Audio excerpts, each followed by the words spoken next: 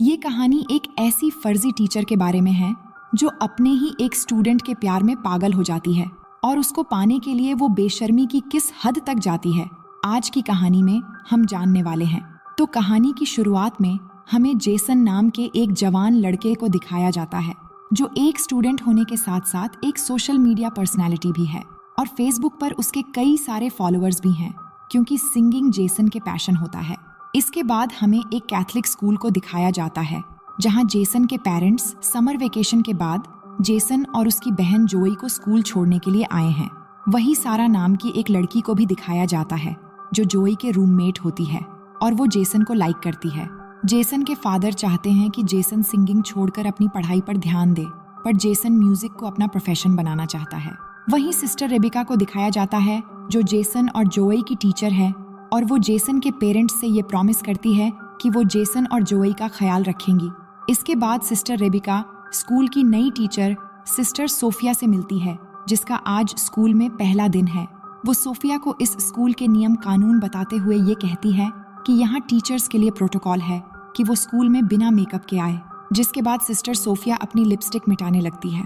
इसके बाद sister Rebecca Sophia को पूरा स्कूल दिखाने लगती है तो वहीं पर इन्हें जेसन मिलता है। तो सिस्टर रेबिका उससे उसकी नई टीचर सिस्टर सोफिया से मिलवाती है, लेकिन सोफिया ये देखती है कि आज जेसन थोड़ा अपसेट है, जिस पर सिस्टर रेबिका उसे बताती है कि जेसन ने नशे के हालत में अपने फादर की कार का एक्सीडेंट कर दिया था।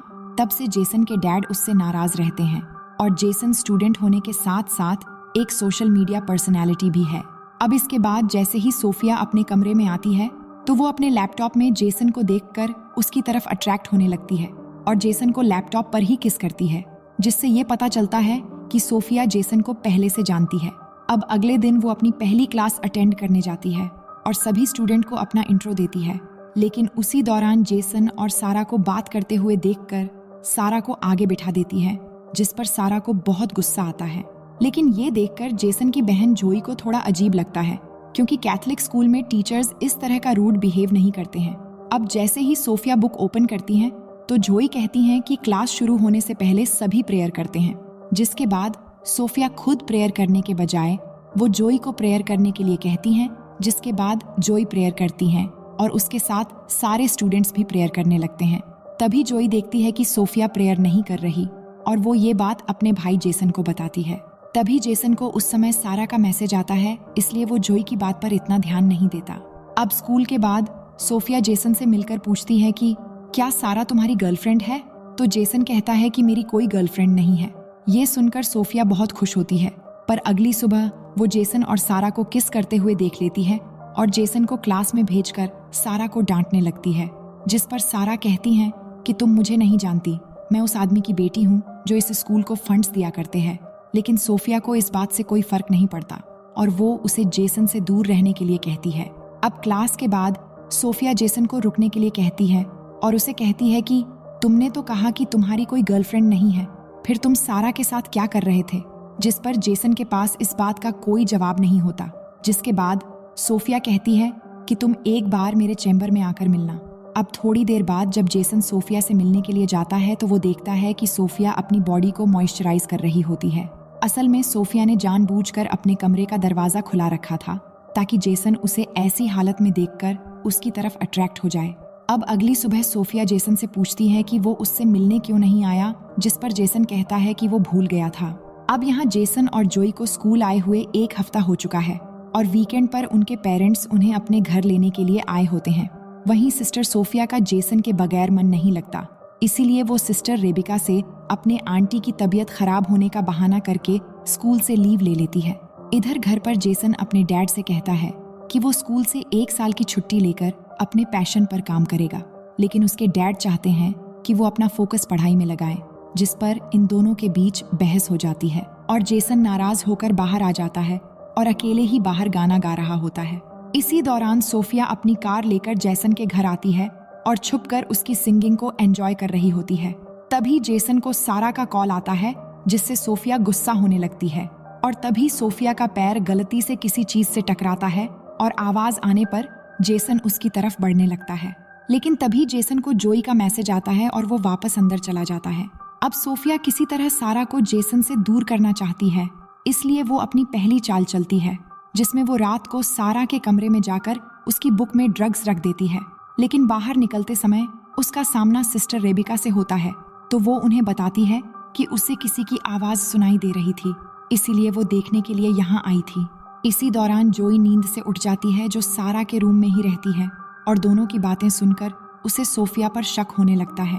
अब अगली सुबह क्लास में सोफिया सारे स्टूडेंट्स को वही पेज ओपन करने के लिए कहती है जिस पर उसने सारा की बुक के उसी पेज में ड्रग्स रखा था।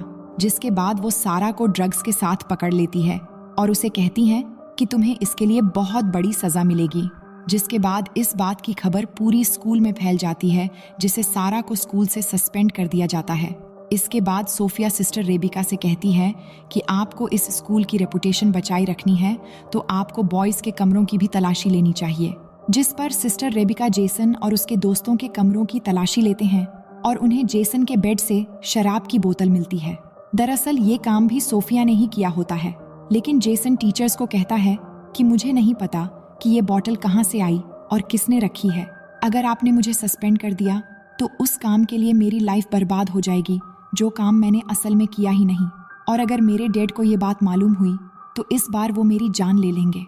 ये सुनकर सोफिया उन्हें एक सुझाव देती है, जिसमें जेसन की सजा ये होगी कि वो 1 हफ्ते तक स्कूल के वो सारे काम करेगा जो अक्सर यहाँ की सिस्टर्स किया करती है, और जेसन भी इसके लिए मान जाता है।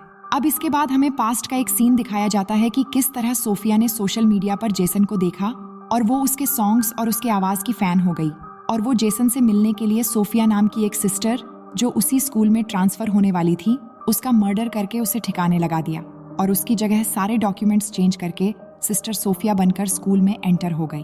अब कहानी प्रेजेंट टाइम में आती है, जहां हम देख पाते हैं कि जेसन स्कूल के काम कर रहा है और पौधे लगा रहा है। इसी समय सोफिया वहां आती है और हेल्प करने की बहाने उसको उकसाने लगती है। वहीं जोई ये सब नोटिस कर रही होती है।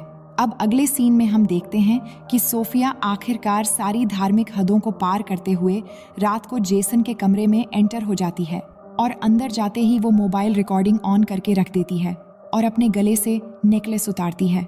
तभी जेसन की नींद खुल जाती है और वो देखता है कि सिस्टर सोफिया उसके सामने है और उसे अजीब लगने लगता है। लेकिन सोफिया जेसन को अपनी अदा में बहकाने की कोशिश करती है और पास आकर जेसन को किस करने लगती है। लेकिन जेसन को डर लग रहा था कि ये सब पाप है और उन्हें ये सब नहीं करना चाहिए, पर सोफिया के मनाने पर वो उसकी बहकावे में आ जाता है और आखिरकार दोनों एक दूसरे के बिल्कुल करीब होकर इंटीमेट हो जाते हैं। अब अगली सीन में हम देख पाते हैं कि जेसन रिग्रेट होकर चर्च में जाता है फादर से इस बात का कन्फेस करने के लिए कि उसे एक बहुत बड़ा पाप हो गया है। अब वो जैसे ही फादर से माफी मांगने लगता है, तभी वो देखता है कि वहाँ फादर की जगह सोफिया है और वो उधर ही आकर उसके गोद में बैठकर उसे किस करने लगती है और एक बार फिर से दोनों वहाँ पर इंटीमेट होने लग जाते हैं। अब इस इंसिडेंट के हुए 1 हफ्ता गुजर जाता है और जेसन अपने घर चला जाता है, जहाँ उसे सारा का मैसेज आता है जिसमें वो उसे रात की पार्टी के लिए इनवाइट करती है। वहीं सोफिया भी स्कूल से निकल रही होती है, पर तभी वो सिस्टर रेबिका को किसी और स्कूल के फादर से असली सोफिया के बारे में बात करते हुए सुन लेती है, जिससे उसको ये पता चलता है कि वो फादर असली सोफिया को बहुत पहले से जानते हैं। ये सुनते ही वो घबराकर कार की तरफ बढ़ने लगती है, लेकिन तभी सिस्टर रेबिका उसे देखकर कहते हैं कि तुम कहाँ जा रही हो, जिस पर सोफिया उन्हें अपनी आंटी की मेडिकल इमरजेंसी का बहाना करके वहाँ से निकल जाती है। अब उसी रात जेसन अपने डैड से कहता है कि वो सारा के घर पार्टी में इनवाइटेड है, लेकिन उसके डैड उसे जाने से मना कर देते हैं, जिससे इन दोनों के बीच हमेशा की तरह बहस हो जाती है। जिसके बाद जेसन अपने डैड की परमिशन के बिना ही सारा के घर निकल जाता है और वही सोफिया भी उसे फॉलो करती हुई उसके पीछे चलने लगती है। अब जेसन सारा के घर जाकर काफी शराब पीता है, जिसके बाद सारा उसे एक कमरे में ले जाती है और दोनों एक दूसरे को किस करने लगते हैं। पर इसी दौरान जेसन को सोफिया के साथ किए हुए इंटीमेट सीन याद आने लगते हैं, जिसके बाद वो एक बियर बोतल लेकर वहां से निकल जाता है, लेकिन उसको पुलिस खुलेआम बियर की बोतल के साथ पकड़ लेते हैं। पर तभी वहां सोफिया आकर पुलिस को बताती है कि जेसन मेंटली काफी डिस्टर्ब है और उन्हें वो कन्विंस करती है कि वो जेसन को जाने दे, जिसके बाद सोफिया की बात मानकर पुलिस उसे जाने देती है। अब जेसन सोफिया से कहता है कि वो नशे की हालत में घर नहीं जा सकता, इसलिए सोफिया उसे होटल के एक रूम में ले जाती है। वहीं हम देखते हैं कि जेसन की माँ उसके डैड को ये समझाने लगती है कि उन्हें जेसन को उसके पैशन के लिए 1 साल का समय देना चाहिए, जिस पर जेसन के डैड मान जाते हैं और उसे घर वापस लाने के लिए जाते हैं। वहीं इधर जेसन को रूम में लेकर आने के बाद सोफिया अपने कपड़े उतारने लगती है ताकि दोनों फिर से इंटीमेट हो सके। पर जेसन को शक होने लगता है कि वो हर जगह उसे फॉलो कर रही है और वो कहता है कि हम दोनों ने आज तक जो भी किया वो वाकई में एक बहुत बड़ा पाप है और मैं इस रिग्रेट से बाहर नहीं निकल पा रहा हूँ और अब आगे से हम दोनों ये सब कभी नहीं करेंगे। लेकिन सोफिया कहती है कि हम दोनों के बीच काफ़ी सिमिलैरिटीज़ है और हम दोनों के ही डैड हमें नहीं समझते और हम दोनों एक दूसरे से मिले ही इसलिए कि दोनों एक दूसरे के साथ रह सके। लेकिन जेसन सोफिया की कोई बात नहीं मानता और वो सोफिया को उधर ही छोड़कर चला जाता है, जिससे सोफिया को बहुत गुस्सा आता है। वहीं जेसन के फादर उसे ढूंढ लेते हैं और उसे कहते हैं कि उन्होंने कहीं ना कहीं जेसन को फोर्स किया है और वो उसे सॉरी कहकर उसे एक मौका देने की बात करते हैं। अब अगले दिन सुबह जब जेसन और जोई दोनों स्कूल के लिए निकलते हैं तो सोफिया भी वहां होती है और वो उन्हें देखकर कार स्टार्ट करके जाने लगती है। तभी जोई उस कार को देख लेती है और स्कूल आकर उस कार को ढूंढ भी लेती है और नंबर के जरिए ऑनलाइन चेक करती है, जिससे उसे पता चलता है कि वो कार सोफिया के नाम पर ही रजिस्टर है, जिससे जोई को ये यकीन हो जाता है कि वो सोफिया ही थी जो उनके घर के बाहर ठहरी थी। वहीं इधर जेसन अपने कमरे में जाता है तो सोफिया उसे बेहोश पड़ी मिलती है, जिससे वो घबराकर उसे होश में लाने के लिए माउथ टू माउथ ऑक्सीजन देने की कोशिश करता है। लेकिन उसे पता चलता है कि सोफिया नाटक कर रही है, जिस पर जेसन सोफिया पर गुस्सा होकर ये कहता है कि मैं इस बारे में फादर को रिपोर्ट कर दूंगा। लेकिन सोफिया को इस बात से कोई फर्क नहीं पड़ता और वो कहती है कि अगर तुमने रिपोर्ट किया तो मैं भी सभी को बता दूंगी कि तुम एक स्टूडेंट होकर किस तरह एक टीचर के साथ बेशर्मी की सारी हदें पार कर चुके हो। अब जेसन समझ जाता है कि वो बुरी तरह फंस चुका है। तभी उसे जोई फोन करके सोफिया के कार के बारे में बताती है, जिस पर जेसन उसे कहता है कि वो इस बारे में किसी को न बताए। अब आगे हम देखते हैं कि क्लास में प्रेयर के बाद सिस्टर रेबिका सारा को दोबारा वापस लेकर आई है, जिसे सोफिया को बहुत गुस्सा आता है और क्लास के बाहर सोफिया सिस्टर रेबिका को नियम समझाने लगती है कि किस तरह आप सारा को वापस स्कूल में परमिशन दे सकती हैं, जिस पर सिस्टर रेबिका कहती हैं कि तुम मुझे नियम कानून मत सिखाओ, मुझे पता है कि क्या करना चाहिए और क्या नहीं, और तुम पहले प्रेयर करना सीखो। अब एक तरफ सारा के वापस आने की खुशी में जेसन सिंगिंग कर रहा होता है तो दूसरी तरफ सोफिया गुस्से में आकर एकदम साइको की तरह बिहेव करने लगती है। इसके बाद हम देखते हैं कि सारा जब नहा रही थी तो सोफिया वहां जाकर उसके सर दीवार पर मार मार के उसकी जान ले लेती हैं और फिर साबुन गिराकर इस मर्डर को एक नॉर्मल एक्सीडेंट की तरह दिखाने की कोशिश करती हैं। इसके बाद जब जोई नहाने के लिए जाती हैं तो वो सारा को मरी हुई देखकर चिल्लाने लगती है। इसके बाद सारा की बॉडी को पोस्टमार्टम के लिए ले जाया जाता है। इसी दौरान सारा की लाश देखकर जोई ये कह रही होती हैं कि इतने सालों में शावर लेते समय कभी भी ऐसा नहीं हुआ, यहाँ कुछ न कुछ तो गड़बड़ जरूर हुआ है।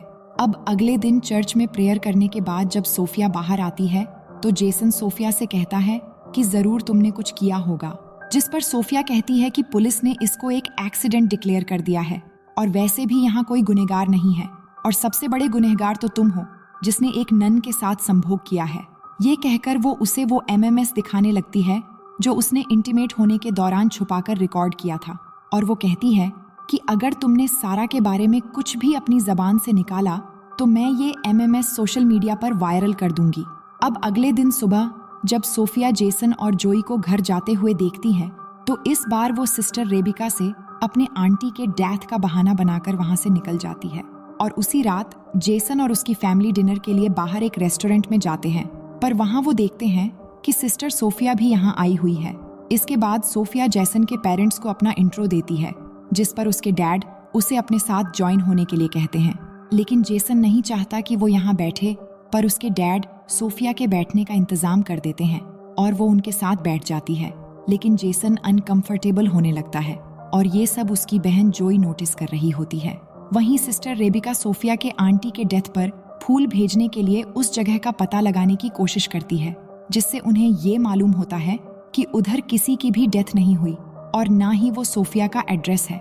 इधर जोई के कहने पर जेसन अपनी बहन को सब कुछ बता देता है कि किस तरह वो धीरे धीरे सोफिया के जाल में फंस गया और सोफिया ने उनके इंटीमेट होने का एक MMS भी बना लिया है, इसलिए वो कुछ भी नहीं कर सकता। जिसके बाद दोनों मिलकर एक प्लान बनाते हैं कि वो नन असली सोफिया है या नहीं, इसकी सबूत तलाश करेंगे।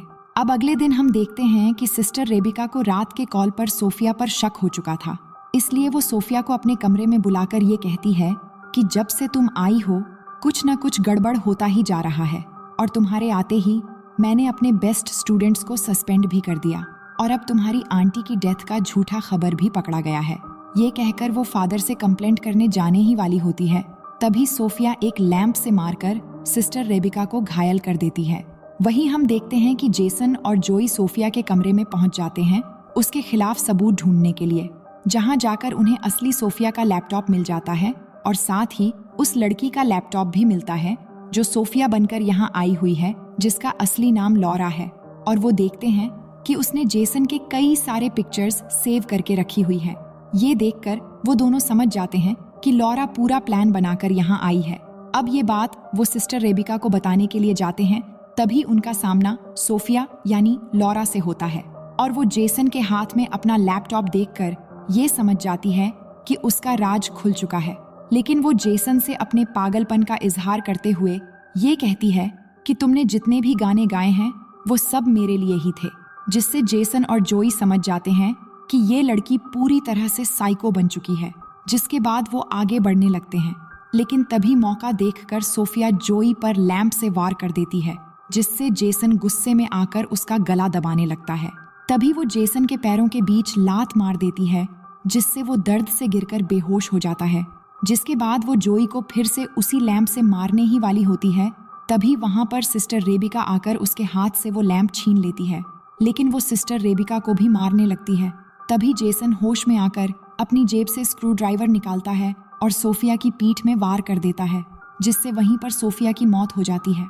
इसके बाद हमें स्कूल के ग्रेजुएशन का दिन दिखाया जाता है, जिसमें जेसन के डैड जोई को उसकी मॉम की कार और जेसन को एक नया गिटार गिफ्ट करते हैं और इसी सीन को दिखाते हुए ये शानदार कहानी यहीं पर खत्म हो जाती है। तो दोस्तों, ये कहानी आपको कैसी लगी कमेंट में जरूर लिखिएगा। मिलते हैं एक और मजेदार स्टोरी के साथ।